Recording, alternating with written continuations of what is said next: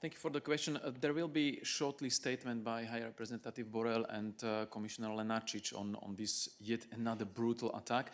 But I can already say that the destruction of Nova Kakhovka dam brings the targeting of civilian infrastructure and civilians in Ukraine to unprecedented new level. And of course, the European Union condemns strongly this horrific and barbaric attack against such a crucial piece of the infrastructure, with terrible humanitarian and environmental consequences.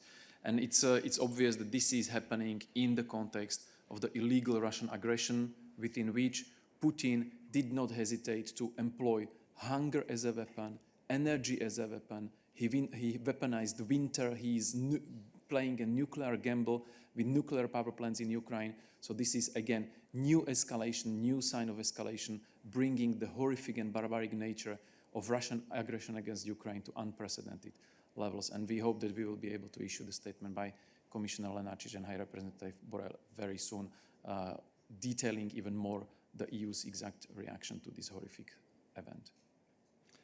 Thank you very much. Any other questions on Russia's war aggression against Ukraine for Peter? No, or on other foreign policy issues for Peter or Nabila? Ah, sorry, I had one. Je n'avais pas vu ta main, Christian. Je t'en prie.